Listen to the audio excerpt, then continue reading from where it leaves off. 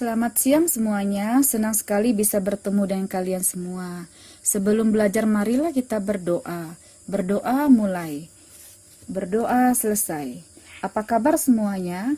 Baik, terima kasih Ibu, lihat semua kursi terisi, artinya kalian masuk semua. Hari ini kita akan pelajari tentang upaya pelestarian keanekaragaman hayati di Indonesia. Apakah kalian tahu banyak sekali sumber daya alam di Kalimantan yang bernilai ekonomi jika dikembangkan, tentunya tanpa merusak kelestariannya. Nah, sekarang perhatikan gambar ini.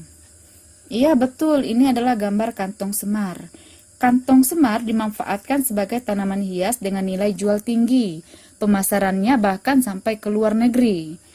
Nah, Ibu harapkan setelah mempelajari materi ini, kalian dapat mengidentifikasi usaha pelestarian keanekaragaman hayati, bisa menjelaskan pengertian in situ dan ex situ, serta contohnya, dan menjelaskan keuntungan dan kelemahan kedua pelestarian ini.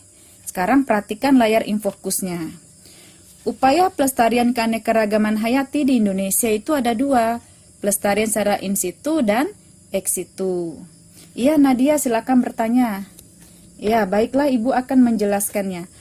Apa dimaksud dengan pelestarian in situ dan ex situ? Pelestarian secara in situ adalah pelestarian keanekaragaman hayati yang dilakukan di tempat hidup aslinya, contohnya Taman Nasional Kalimutu, Cagar Alam Bukit Kelam Sintang.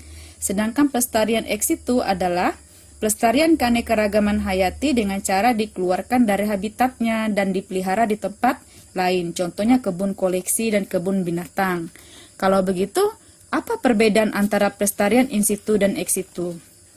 Pelestarian in situ dilakukan dalam habitatnya, sedangkan pelestarian ex situ itu pelestarian dilakukan di luar habitatnya. Iya Bobby, silakan mau bertanya apa? Kelebihan dan kelemahan kedua cara pelestarian ini. Baik, kelebihan konservasi in situ itu adalah tidak mengalami stres karena dilakukan di habitat asli. Yang kedua, tidak kehilangan sifat alaminya, tidak bergantung penuh pada manusia. Yang ketiga, tidak memakan dana yang besar. Sedangkan kelemahan konservasi in situ antara lain, yang pertama, makhluk hidup kurang dapat dikontrol dengan maksimal sehingga terjadi penurunan jumlah populasi. Yang kedua, tingkat penyebaran sempit, serta semisal terjadi bencana alam, maka spesies yang dikonservasi akan musnah. Sedangkan kelebihan konservasi ex situ antara lain, pertama, makhluk hidup yang dikonservasi bisa dikontrol dengan maksimal. Kedua, kepunahan lokal akibat bencana alam di habitat asli bisa ditanggulangi. Ketiga, wilayah konservasi bisa dijadikan wahana pendidikan dan wisata. Sedangkan kelemahan konservasi ex situ antara lain, yang pertama, berpotensi mengalami stres karena dilaksanakan di luar habitat alami. Yang kedua, makhluk hidup yang dikonservasi kehilangan sifat alaminya, misalnya singa jadi lupa cara berburu karena makanan disediakan. Tiga, membutuhkan waktu yang cenderung lebih lama karena harus diadakan penelitian dan eksplorasi untuk mencari kecocokan. Yang keempat, dana yang dibutuhkan sangat besar.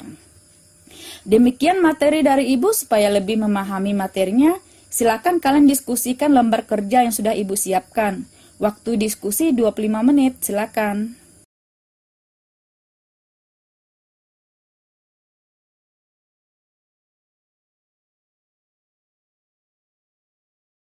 Terima kasih, waktu diskusi sudah selesai. Silakan kelompok 1 untuk mempresentasikan hasil diskusinya.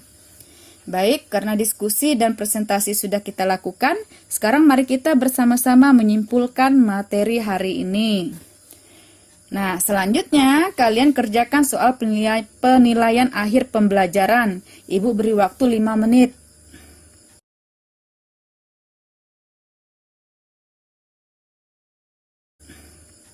Baik, waktunya sudah selesai. Silakan dikumpulkan.